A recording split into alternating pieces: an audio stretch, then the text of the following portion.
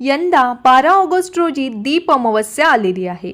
या दिवशी घरातील दिव्यांची पूजा तर सर्व करतातच, पण या दिवशी 11 कणकेचे दिवे बनवून दीप प्रज्वलन केल्याने घरात सुख, शांती, समृद्धी नांदते।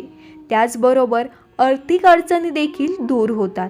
हे 11 दिवे घरात नेमके कुठे लावायचे त्याची माहिती आज आपण जाणून घेणार आहोत। आणि त्याचबरोबर एक सर्वात महत्त्वाचा जो दिवा आहे तो कुठे लावायचा, ज्या दिव्याने आपल्या घरातील सर्व अंधकार दूर होणार आहे, हा खूप महत्त्वाचा दिवा आहे। तो मी या व्हिडिओच्या शेवटी सांगणार आहे नेमकी कुठे लावायचा, त्यामुळे हा व्हिडिओ शेवटपर्यंत नक्की बघा। सर्वप्रथम आपल्याला कणकेचे 11 दिवे तयार करून घ्यायचे आहे। या 11 दिव्यांमध्ये वाती घालून तेल टाकून हे दिवे प्रज्वलित करायचे आहे। प्रज्वलित केल्यानंतर या दिव्यांची पूजा करून घ्यावी। हळद, कुंकू, अक्षदा, फुले वाहून दिव्यांची पूजा करून घ्यावी आणि दिव्यांचे दर्शन घ्यावे। त्यानंतर एक एक दिवा कुठे लावायचा ते मी तुम्हाला सांगते। बघा, पहिला दिवा हा आपल्याला देवघरात लावायचा आहे। देवघर स्वच्छ करून देवांसमोर हा दिवा प्रज्वलित करावा। दिवा लावताना मनोभावे आपल्याला प्रार्थना करायची आहे की हे देवा, आमच्या घरावर तुमची कृपा सदैव राहू दे, आमच्या घरात सर्वांना सुख, शांती आणि आरोग्य लाभू दे। ह्यासाठी आपल्याला हा पहिला कणकेचा दिवा देवघरात लावायचा आहे। त्यानंतर दुसरा दिवा मुख्य दरवाजाच्या उंबरठ्याजवळ सुरक्षित ठिकाणी लावायचा आहे। हा दिवा घरात सकारात्मकता आणि मंगल वातावरण राहावे या भावनेने लावला जातो। मात्र दिवा ठेवताना तो पडणार नाही किंवा पडद्यांना, कागदाला किंवा इतर ज्वलनाशी वस्तूंना आग लागणार नाही याची देखील आपल्याला काळजी घ्यायची आहे। हा दुसरा दिवा हा आपल्याला मुख्य दरवाजाच्या उंबरठ्याजवळ नक्की लावायचा आहे। त्यानंतर तिसरा दिवा हा तुळशी वृंदावनाजवळ लावावा। तुळशीला नमस्कार करून हा दिवा प्रज्वलित करा आणि मनामध्ये म्हणा, हे तुळशी माते, आमच्या घरात सुख, शांती आणि मंगलता नांदू दे। अशा प्रकारे हा तिसरा दिवा तुळशीजवळ लावावा। त्यानंतर चौथा दिवा हा स्वयंपाकघरात लावावा। स्वयंपाकघरात स्वच्छ आणि सुरक्षित जागी ठेवावा। स्वयंपाकघर हे अन्नपूर्णेचे स्थान मानले जाते, म्हणून हा दिवा लावताना अन्नपूर्ण मातेला प्रार्थना करावी।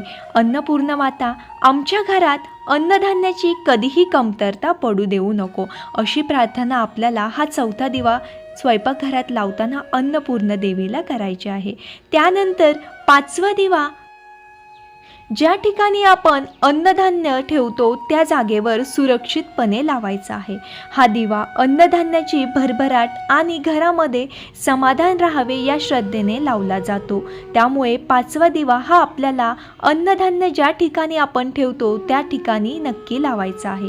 त्यानंतर बघा, सहावा दिवा हा आपल्याला आपल्या घराच्या अंगणात किंवा घराच्या स्वच्छ जागेत लावायचा आहे। घराच्या अंगणात हा दिवा लावताना संपूर्ण घरासाठी प्रार्थना करायची आहे। हे दीपज्योतीप्रमाणे आमच्या घरातील अंधकार दूर होऊ दे आणि आनंदाचा प्रकाश पसरू दे, अशी प्रार्थना आपल्याला सहावा दिवा अंगणामध्ये लावताना करायची आहे। त्यानंतर सातवा दिवा हा घराच्या देवपूजेच्या जागेवर किंवा चौरंगाजवळ लावायचा आहे।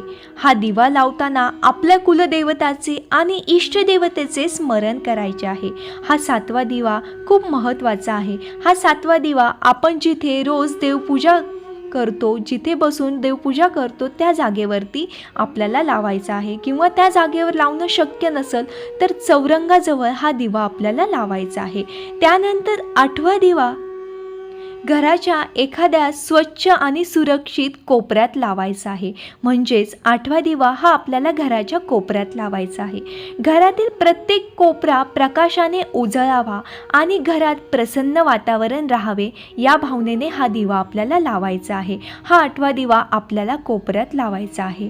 त्यानंतर नववा दिवा हा घराच्या मागील बाजूस किंवा अंगणात सुरक्षित जागे ठेवायचा आहे।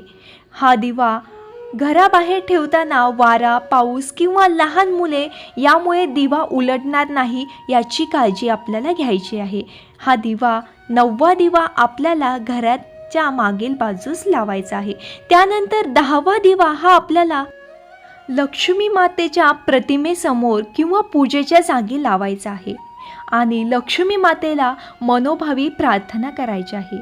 हे लक्ष्मी माता आमच्या घरात सदैव सुख, शांती, समाधान आणि समृद्धी नांदू दे, अशी प्रार्थना 10वा दिवा लक्ष्मी मातेच्या प्रतिमेसमोर लावल्यानंतर आपल्याला करायची आहे.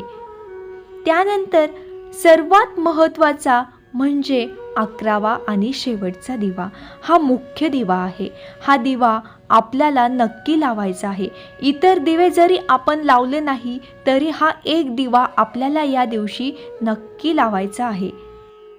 11वा दिवा हा मुख्य दिवा म्हणून देवघरासमोर किंवा दीपपूजनाच्या ठिकाणी लावायचा आहे. या दिव्यांसमोर सर्व कुटुंबियांनी एकत्र येऊन प्रार्थना करायची आहे. शुभम करोति कल्याणम आरोग्य धन संपदा शत्रुबुद्धी विनाशाय दीपज्योती नमस्तुते, अशी प्रार्थना सर्व कुटुंबाने या 11वा दिवा लावताना एकत्र येऊन करायची आहे. त्यानंतर हात जोडून आपल्या मनातील इच्छा देवांसमोर सांगायची आहे. अशा प्रकारे हा मुख्य दिवा दीप अमावस्येच्या दिवशी नक्की लावावा. घरातील सर्व अंधकार दूर होऊन प्रकाशाचे वातावरण निर्माण होईल. हा दिवा लावल्याने आपल्या घरातील सर्व इडापिडा दूर होतात आणि घरात सुख, समृद्धी नांदते. हा दिवा अतिशय महत्त्वाचा आहे. हे सर्व दिवे आपल्याला संध्याकाळच्या वेळी लावायचे आहेत. संध्याकाळी घर स्वच्छ करून सर्व दिवे स्वच्छ करावेत आणि दीप प्रज्वलन करावे. दीप प्रज्वलन कसे करायचे, दिव्यांची पूजा कशी करायची याचा देखील व्हिडिओ मी माझ्या भक्तिरंग या चॅनलवरती टाकलेला आहे, तुम्ही बघू शकता. अशा पद्धतीने आपल्याला दीप प्रज्वलन तर करायचेच आहे, त्याचबरोबर हे 11 दिवे नक्की लावायचे आहे. त्यानंतर सर्व कुटुंबांनी एकत्र येऊन आरती म्हणायची आहे आणि शेवटी देवाला एकच प्रार्थना करायची आहे, हे देवा आमच्या घरात सुख, शांती, आरोग्य, समाधान आणि प्रेम सदैव राहू दे. प्रत्येकाच्या जीवनातील अंधकार दूर करून आनंदाचा प्रकाश दे, अशी प्रार्थना आपल्याला सर्व कुटुंबांनी एकत्र येऊन करायची आहे.